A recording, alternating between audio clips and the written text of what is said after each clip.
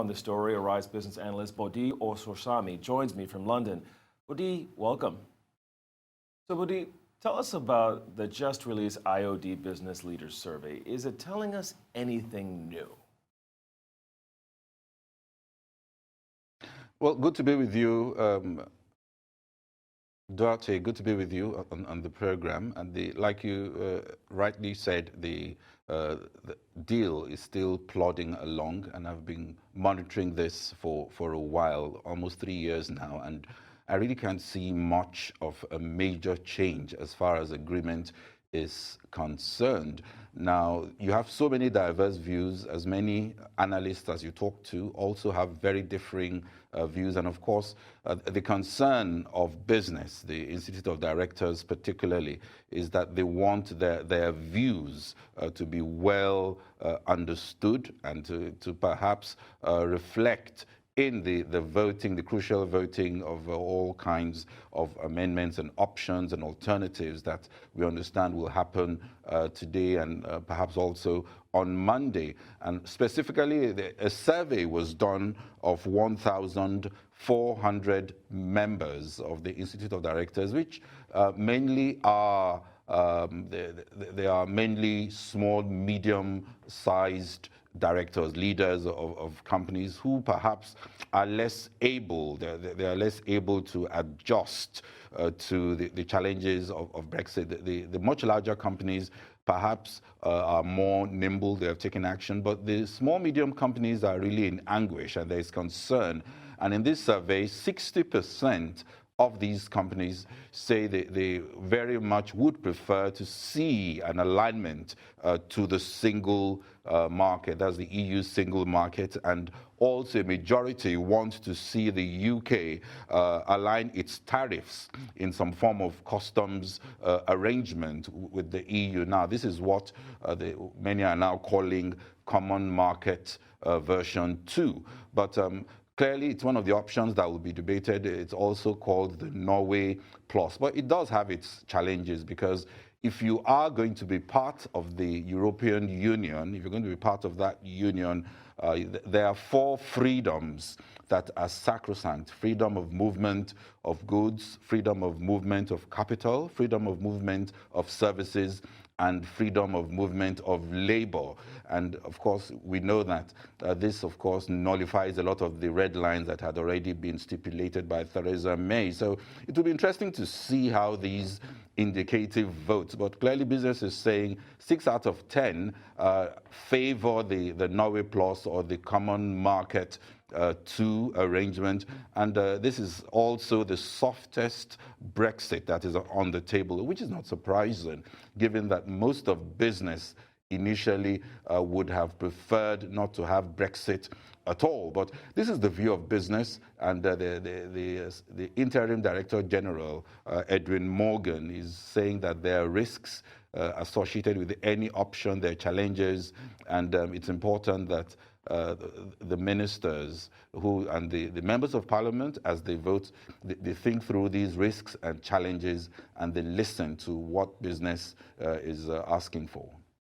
I couldn't help but really look at both sides of that graph. You say 6 in 10 businesses are in favor of staying in one trading bloc, but you also have 4 in 10, which is not a small minority who are in favor of actually separating. What would be their justification for having that view? Why would 4 in 10 not be in favor?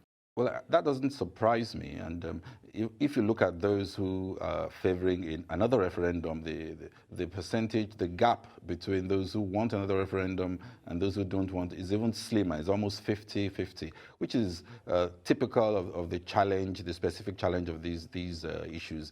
There are those who obviously believe they are able to do without the single market, and they had voted to leave the EU. And those who voted to leave the EU would certainly not want to have a situation where you go back to free movement of labor across UK's borders. So it's close, but the closeness reflects how close the debate has always been, making it an extremely difficult issue to handle. And I'm not sure Theresa May is able, or even any prime minister is able to come up with a solution that would give you a very strong majority that is as compelling as maybe you would like it to be. But I think that's the reality of what's on ground, and it also reflects in business. But the 60% majority is considered quite considerable, given the fact that barely over 50% voted to leave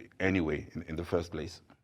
So the vote today's are non-binding, yet they could be really, really compelling.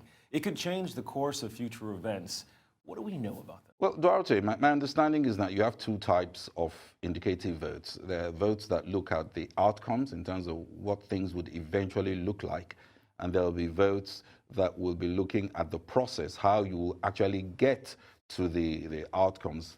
As many as 16 proposals, perhaps even more as we speak, are on the table, but they would, of course, be whittled down to a manageable size before the evening by the Speaker, and then we'll have some votes today and maybe also some votes on Monday, fewer options.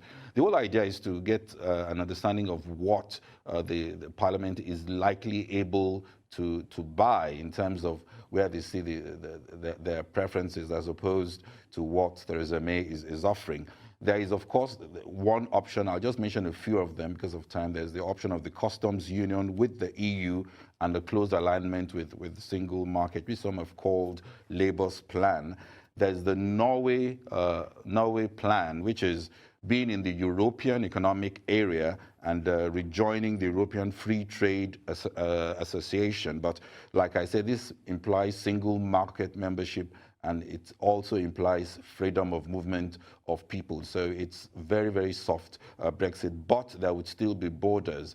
Then you also have the Norway Plus. This is the Norway plan, plus customs arrangements that would nullify the need to have a border. So you also have a comprehensive customs arrangement or customs union, which is the plan many are calling Common Market Plus. And this is the plan that business are saying is the best plan. It's also the softest Brexit that has been proposed to date. Then, of course, you have the Malthouse Plan A. This is Theresa May's deal without the backstop. Obviously, that is not going to fly with Brussels, and Theresa May has said there is no need to debate what Brussels has already said is off the table, but we'll see what Parliament thinks. Then, of course, they will vote on Theresa May's deal. They will vote on no deal. These are still options.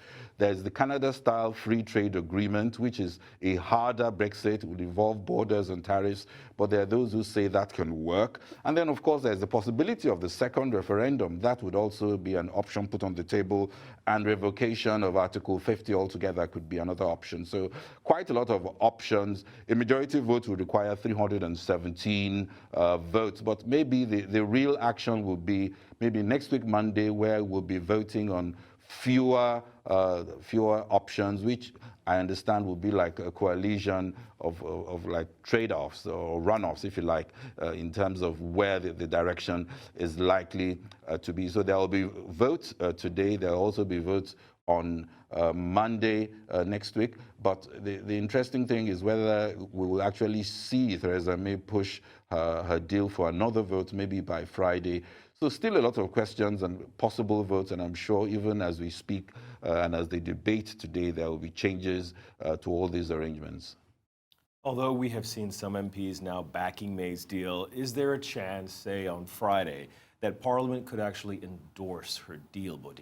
Well, we've had a lot of the hardliners, the Brexit hardliners, like Rees-Mogg and Boris Johnson, say it seems that Theresa May's deal is better than no Brexit at all, which is the decision that appears to be looming. And some have also said rather boldly that even if they buy into Theresa May's deal, they believe the way it should be executed or the way it should be pursued requires a completely different approach, which is like saying, we'll back your deal, Theresa May, if somebody else executes it. Now, all these are all on the table. I'm not sure they have the numbers. There are quite a lot of numbers to get that vote through in terms of the gap that exists. But we have to wait and see. I think the way the debate goes, particularly today, and these indicative votes will give us an indication and would perhaps give Theresa May more confidence in terms of whether she can actually present this vote to Parliament. My sense is that it's still very far from being passed, and the real issue is whether we're going to have either a hard Brexit or a long extension. And with the way that a hard Brexit is extremely unlikely, it's clear where this most likely is going based on where we stand. So, Bode, for the business community, businesses in particular, the large ones, the mom and pop stores, what are the implications of a long delay? Because a lot of people believe a long delay is, in fact. Well, I think a long delay appears imminent, except something very dramatic happens, and particularly as Theresa May's deal is not likely to go through, and even these indicative votes, in my view, will throw even more confusion into the mix. And the business obviously wants to have their way, which is ultimately either the softest Brexit possible, and if not the softest Brexit possible, another referendum or no Brexit at all. Now, the only way that can happen is if you have a long process to renegotiate all these new arrangements, which obviously a business would like to see. So my expectation is that if you are seeing a long delay, the pound is likely to appreciate as markets applaud the chance that Brexit is likely to be softer or even not at all, happen not at all, depending on how all this goes. Obviously, it also stokes more uncertainty, which isn't good. But the trade-off here is you get uncertainty, yes, but things are moving perhaps in the direction that you want. But we have to wait and see. This is extremely dynamic, Duarte, and anything we say now could change even by tomorrow and change again the day after. And like I said, it's amazing that after following this for over 2 years, we are really not sure what kind of Brexit we are going to have, and even if we're going to have any Brexit at all. And you can keep going on and on, talking for years. And my sense is, if you have this long extension, if you couldn't solve something in 2.5 years, what are the chances that you can address it in another 6 months? It would just be the same going up and down that could likely happen, except maybe there is something dramatic on the political side, maybe like Theresa May resigning, and we have a completely different approach, or even an election, or like some are saying, another referendum. We are all keeping our eyes on the ground. Thank you so much, Bode Ososami from London.